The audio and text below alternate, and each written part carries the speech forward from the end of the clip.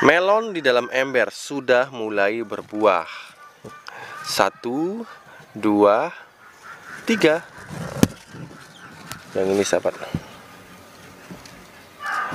Nah, seperti yang sahabat ketahui bahwa pemupukannya Beli menggunakan sistem ini langsung ditanam di dalam sini, ditanam di dalam ember. Tempat kita membuat pupuk. Sudah sering Beli perlihatkan bagaimana cara membuatnya, proses pembuatannya, dan bagaimana cara memberikan tambahan pupuk ke dalamnya. Jadi kita tidak menambahkan pupuk, hanya bahan-bahan organik seperti limbah dapur yang kita berikan ke dalam sini. Kemudian untuk mempercepat proses terurainya, sahabat bisa lihat, kemarin kita memasukkan banyak sekali bahan dapur ke sini dan cepat sekali kempes seperti itu. Cepat terurai dengan bantuan dari biang kompos, sahabat. Jadi luar biasanya biang kompos seperti itu, sahabat.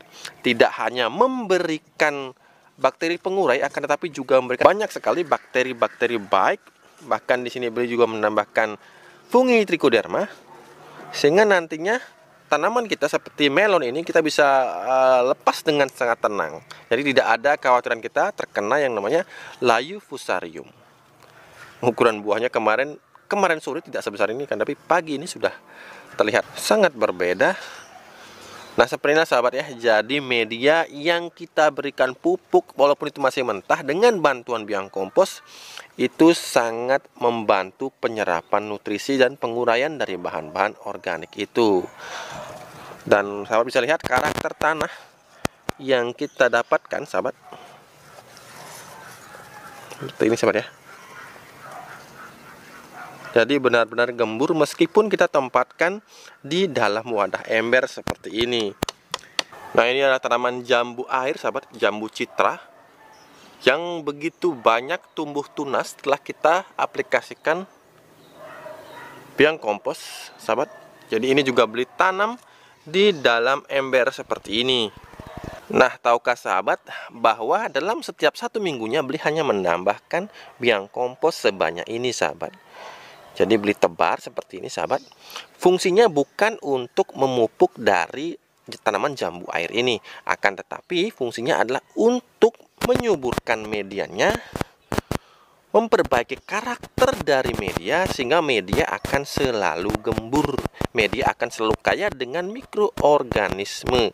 Jadi itu sebabnya, sahabat, bagi sahabat yang kemarin sudah membeli kaos dan mendapatkan biang kompos secara gratis, biang kompos itu fungsinya untuk membenahi media kita dan digunakannya dengan dosis yang kecil saja, karena 1 sendok biang kompos, sahabat, itu bisa untuk pemberian 20-30 batang tanaman. Biang kompos ini benar-benar mempermudah kita dalam melakukan kegiatan berkebun, sehingga berkebun menjadi jauh lebih sangat menyenangkan.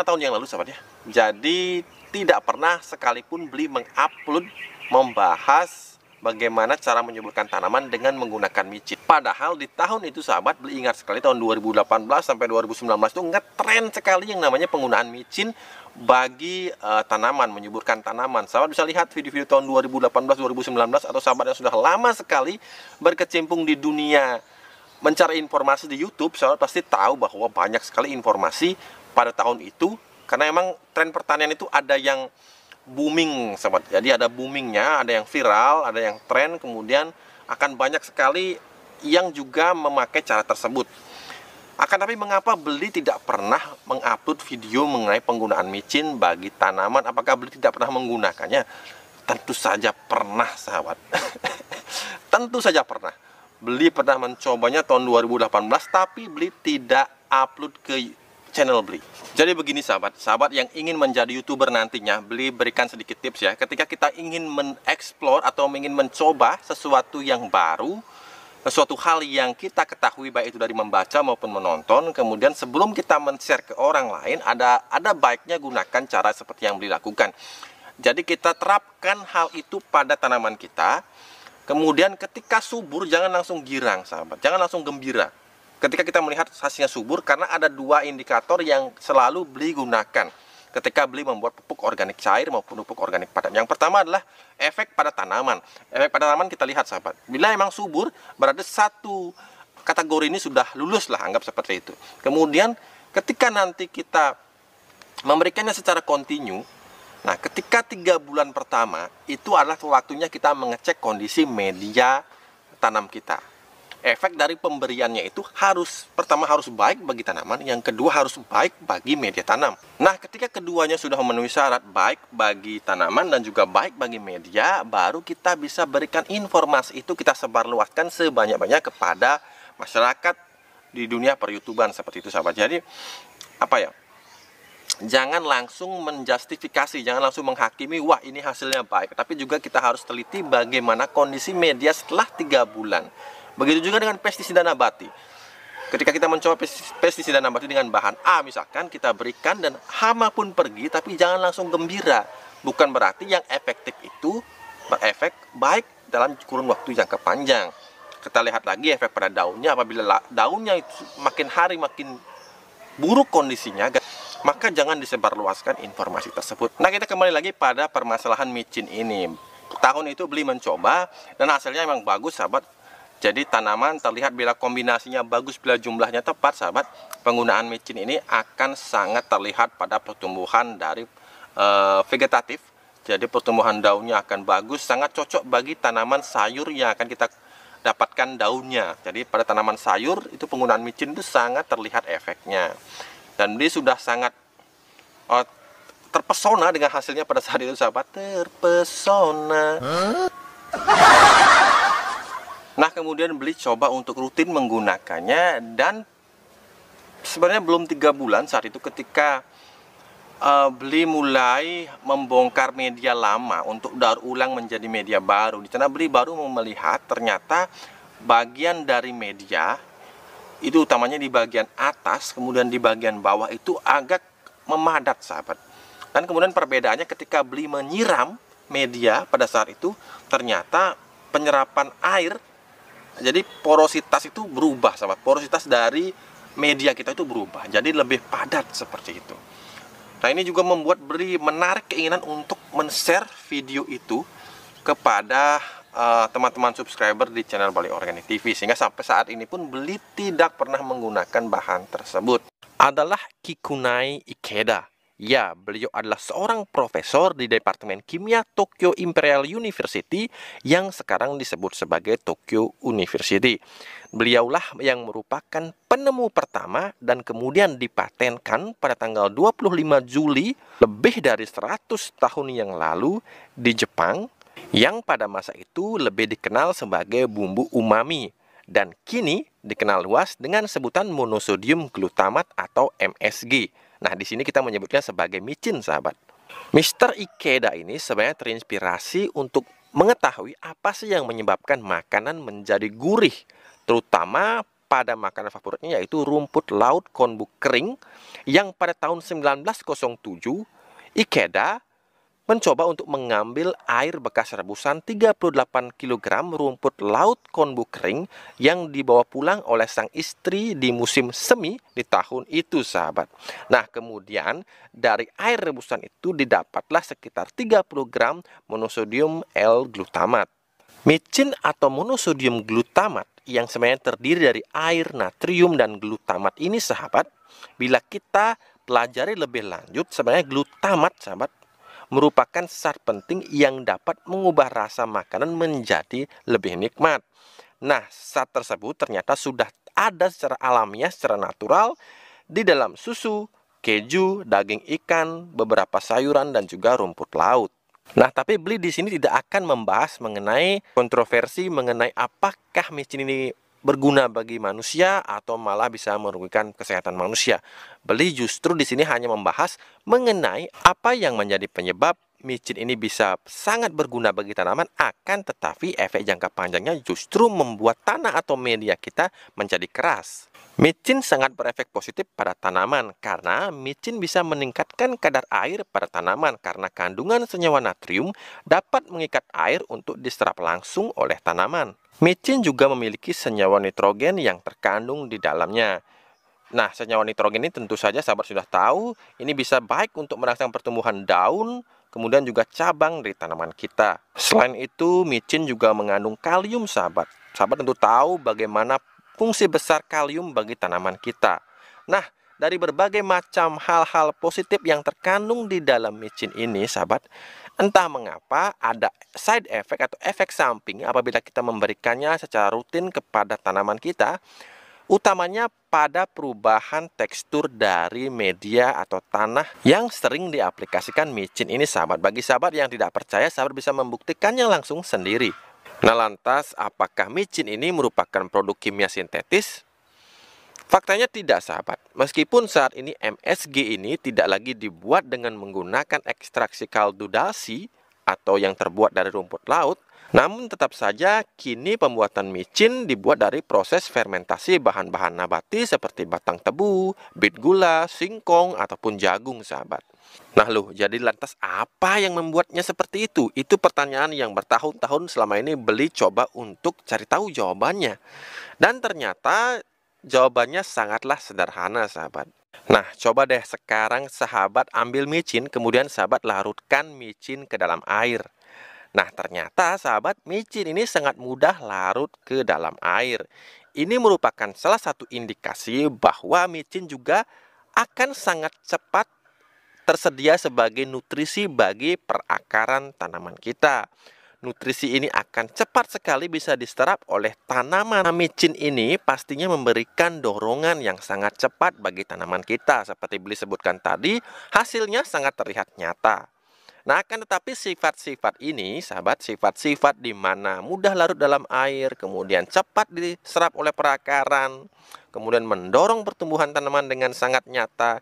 Nah, ini merupakan sifat-sifat yang bisa kita temukan pada pengaplikasian pupuk kimia sintetis. Nah, dari sini sudah bisa kita lihat perbedaan antara pupuk yang kita berikan melalui micin ini sahabat, meskipun dalam hal ini MSG itu sendiri sahabat jangan diartikan sempit ya. Jadi MSG ini adalah MSG yang berbentuk micin, berbentuk kristal, bukan MSG yang terdapat secara umum natural dalam beberapa jenis bahan-bahan organik. Nah, di sini karena MSG micin dalam bentuk kristal ini sangat mudah diserap oleh akar tanaman kita pun menjadi hijau royo-royo. Akan tetapi sahabat, apapun yang diberikan dan diserap secara instan maka tidak akan bisa dipertahankan secara lama. Jadi di sini kita akan mulai merasakan adanya ketergantungan sahabat tanaman kita pada pemberian micin ini. Jadi ketika kita berikan micin, beberapa hari kemudian atau besoknya sudah segar lagi tanaman kita. Kemudian seminggu 2 minggu kemudian ketika kita tidak mengaplikasikannya, maka tanaman akan mengalami penurunan kondisi. Ini yang Beli sebut sebagai adiktif atau kita mulai tergantung pada salah satu pupuk yang kita berikan. Nah, ini jauh berbeda dari prinsip kita organik. Pupuk organik seperti yang kita selalu tekankan bahwa memberikan manfaat tidak hanya bagi tanaman tapi juga bagi tanah. Bahkan porsi manfaat bagi tanah menurut Beli adalah lebih penting sahabat. Berbeda dengan pupuk cepat saji, pupuk cepat serap seperti yang Beli katakan tadi menggunakan micin. Nah, pemberian bahan organik, pupuk organik sahabat, ini justru fungsinya adalah untuk merangsang mikroorganisme tanah yang bermanfaat dan memperbaiki struktur tanah untuk bisa memainkan peran kunci dalam mengubah pupuk organik menjadi terlarut. Nah, di sini yang melarutkannya justru adalah mikroorganisme tanah, sahabat. Kemudian nutrisi terlarut tersebut dapat diserap oleh tanaman pada tingkat yang dapat tanaman itu gunakan. Jadi di sini juga ketersediaan unsur haranya disesuaikan dengan kebutuhan akar tanaman kita. Jadi di sini sangat sedikit kemungkinan terjadi yang namanya overdosis pupuk. Kemudian lagi, pupuk yang diturunkan secara organik seringkali menyediakan unsur hara sekunder dan mikro, sahabat, yang dibutuhkan oleh tanaman kita. Pupuk yang diturunkan secara organik ini biasanya memiliki analisis NPK yang lebih rendah. Tentu saja, sahabat. Jadi bagi sahabat yang sering bertanya kepada Bli berapakah kandungan NPK dalam pupuk organik yang Bli buat? Nah, tentu saja Bli akan menjawabnya sangat rendah. Akan tetapi, karena pupuk organik ini bersifat slow release, sahabat, si pupuk ini bisa memberi makan tanaman kita dengan jangka waktu yang lebih lama. Akibatnya, dampak pupuk organik pada tanaman kita biasanya lebih halus, kemudian mungkin sedikit lebih lama melihat hasilnya, akan tetapi hadiahnya, sahabat, adalah media yang subur dan makin subur dari hari ke hari, dari bulan ke bulan, bahkan dari tahun ke tahun. Itulah hadiahnya. Nah, jadi sudah jelas, sahabat, ya, bahwa ternyata di sini kita tidak lagi mempertentangkan jadi apakah ini kimia ataukah ini organik, akan tetapi di sini lebih pada karakter pupuk tersebut, sahabat, yang mempengaruhi bagaimana biota tanah, bagaimana mikroorganisme tanah itu dapat difungsikan.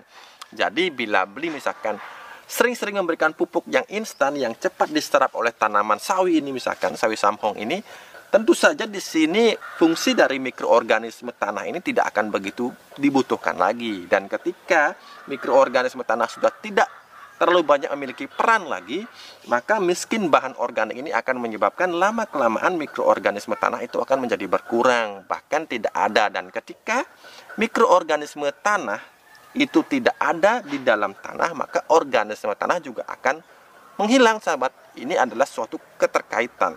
Dan ketika keduanya tidak ada di tanah kita, maka tanah kita akan cenderung menjadi bantat atau keras. Seperti itu, sahabat. Jadi sangat sederhana. Ternyata di sini yang menyebabkannya adalah hal-hal tadi yang sudah dijelaskan. Oke, cukup sekian video Bli kali ini. Rasanya mungkin durasinya ini agak panjang. Mudah-mudahan sahabat bisa menyaksikannya sampai habis. Dan jangan lupa, sahabat, kita sudah punya grup Facebook, sahabat, namanya Bali Organic TV Official. Jadi sahabat bisa gabung di sana. Di sana banyak sekali sahabat-sahabat kita yang sudah menjadi cowboy. Keren-keren semua, sahabat. Ternyata sahabat Bali Organic TV itu keren-keren semua. Jangan lupa, sahabat, berusaha menanamlah hari ini agar kita bisa panen esok hari. Sampai jumpa lagi di video-video Bli berikutnya.